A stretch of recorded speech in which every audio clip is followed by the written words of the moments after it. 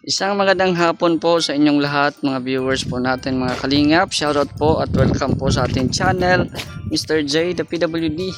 Ang taong may kapansanan pero may pangarap sa buhay. So mahangin po dito ngayon sa Vloggers Village at maganda din po ang panahon. Buti na lang at hindi umulan. So update po tayo dito sa transient na pinagawa po dito sa likod ng ating bahay. So habang naghihintay po sila sa order natin na yero ay tinatrabaho muna nila ang pagpapalitada sa harap. Ayan, so napalitadahan na po yung harap. Ayan, yung yung kalahati. Ayan, papalitada na dito si Kuya Louie. Maganda na pag may palitada.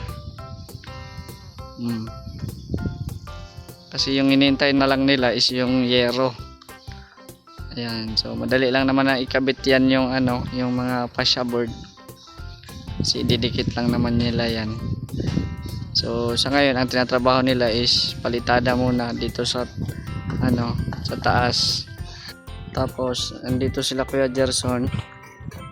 Naghuhukay dito para sa gawa sila ng pamoste. Para sa biga. Yung mga hinukay mo panambak na lang natin, no? Para makatipid. Ha? Ang alin?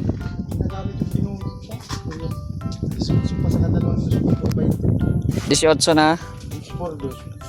2x2? Saka dalawang 2x3. Tinulang pa. Tinulang pa doon? Ginagamit yung tinulig nito.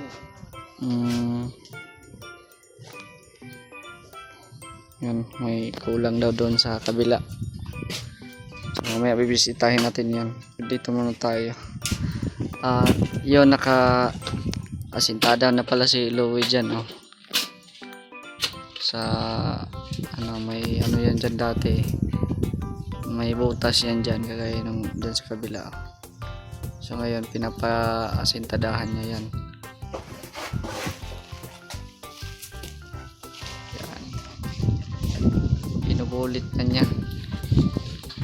Binubulit na niya yung butas dyan. Ayan. So kailangan maglagay ng poste sa gitna para may panghahawakan yung biga.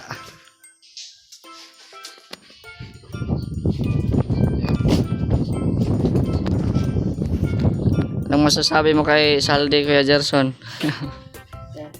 Anong masasabi mo kay Salde? Okay man. Anong mensahe mo sa kanya na wala nang taga-libre ng Sting? Sabihin mo balik ka na.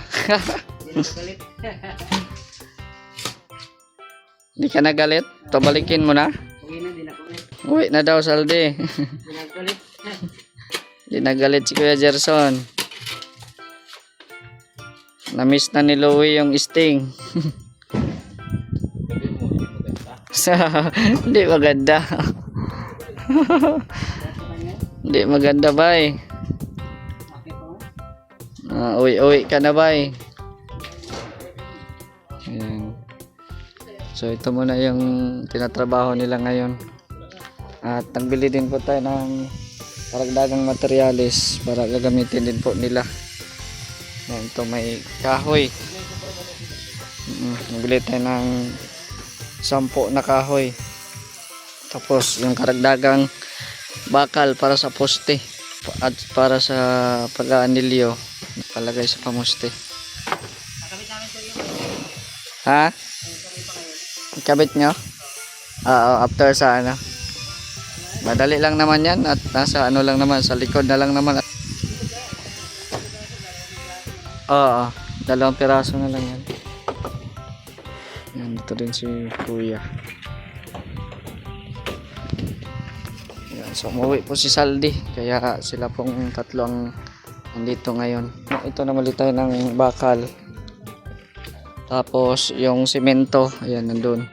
10 semento po yan dyan. No? At tinakpan na natin, baka mauulan eh, no? Takpan na lang natin. Ayan. So ito po yung nagawa nila po ngayon.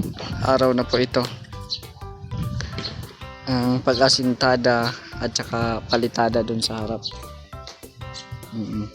Tapos ito po ngayon ay arawan, no? Kasi sabi ko kanina na habang inaantay yung yero ay gagawa muna sila ng mga ano, magpapalitada muna sila at maggagawa ng pamuste, no? So ayan, gagawin nila ngayon, overtime man nila itong ano, lalagyan ng ano, fascia board or sanipa. Yan yung likod. Gagawa po ng anilyo si Kuya Jerson kanina dyan, no? Yung mga pinamili natin na bakal kanina. Para po yan sa pamusti po doon sa ano, sa biga. Punta tayo dito sa kabila, mga kalingap. Ayan, so dito naman tayo sa lote ni Kuya Rene. Ayan, makikita nyo may asintada na po yan na mga hollow blocks. Ang kulang na lang dyan is yung pagbuhos ng bawat mga poste dyan, no? At yun, pagkatapos na mabuhusan yan, siyempre palagyan na natin ng cyclone. Yan.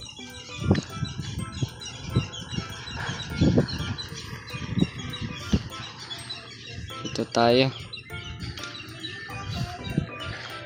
So pakyaw po nila itong ano, pagporma at pagbuhos ng mga poste, no? So pinapakyaw po nila. So ito nga po ngayon yung na ano nila, na gawa na forma. Ayan, no? Mahirap talagang magbilang kapag itlog pa. Ha? Mahirap talaga magbilang pag itlog. Ilang kulang na kahoy? 8 unit, 2 por 2, saka dalawang 2x3. Okay. mali 20. Sige. Mahirap talaga itlog pa. Sige. Bukas na lang ulit. Forma pa lang ito. Hindi, may buhos niya. May buhos na ito. May buhos na po yan. Bilis. Oo, ngayon lang kasi tayo na ano, nakabisita, so may buhos na pala ito. Itong tatlo. Ayan. Ngayon lang ako nakabisita dito kasi kanina namili ako ng materialis. Nagpa-snack din ako sa kabila kaya na-busy. So meron na po pala itong ano, buhos. Yung tatlong poste. Nabuhusan na pala ito. Ayan, so bali ano ito, 29 na poste. No, 29 na poste. Ayan, so nagbili din po tayo ng materialis. Ayan, itong karagdagan na hollow blocks at saka ano, yung buhangin at saka graba. Tigda dalawa lang ito, no? Ang ano, graba at saka buhangin. Nag-order tayo kay Kaprom di. Ayan. So okay na pala, nakabuhos na pala ito. So bukas kukunin na naman nila ito, tapos ililipat naman sa ano, sa mga sa ibang poste. Mabilis lang, bilis lang po. May mga buhos pala ito. Ayos. Ayan, so uwi na po sila.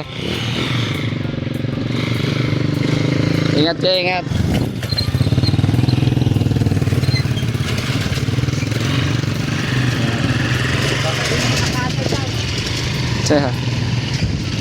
Ayan na. Kanya-kanya sila ng motor. Ayos.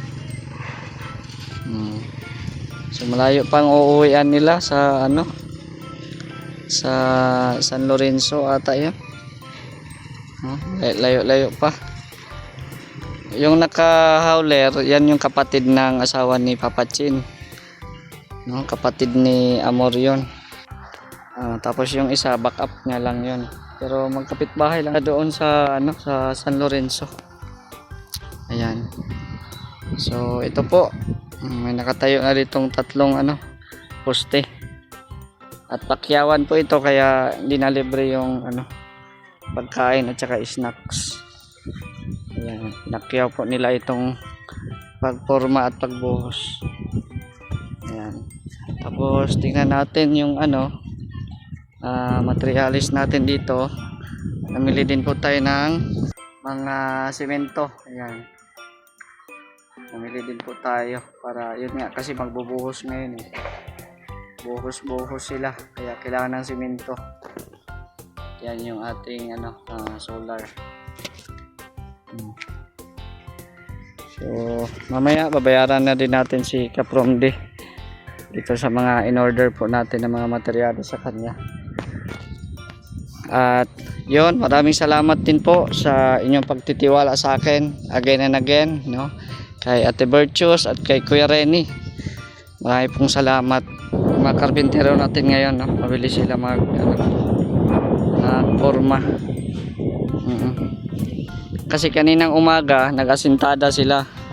No, nagasintada sila ng hollow blocks. Dinagdagan nila ng isa, no? Pinapatong-patong, ayan. Kaninang umaga hanggang diyan, para pantay. Pero bukas dahil tapos na sila makasintada ng mga hollow blocks ay ayun magbubuhos na lang sila. So expected na madami silang mabubuhusan na mga poste bukas. So yun, ito po yung update dito sa ano, lote ni Kuya Rene. At yun na nga po, no, in-overtimean po nila ngayon na malagay yung fascia board, no, or sanipa. Ayan, okay na, nalagay na dito sa likod. So ito po muna ang ating Friday update dito sa ating pinapamanage na ginagawa dito sa mga property nila Kuya Rene at Ate Virtues. So shoutout po sa mga nanonood po ngayon at maraming salamat po sa inyong walang sawang suporta.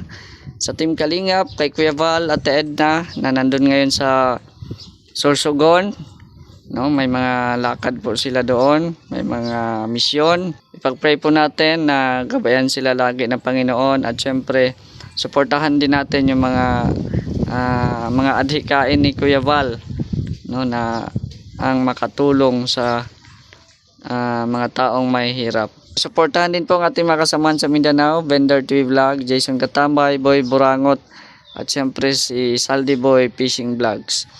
At yun, maraming salamat po sa inyong panonood. Hanggang dito na lang ang ating video. It's me again, Mr. J, the PWD, ang taong may kapansanan pero may pangarap sa buhay. God bless and thank you so much.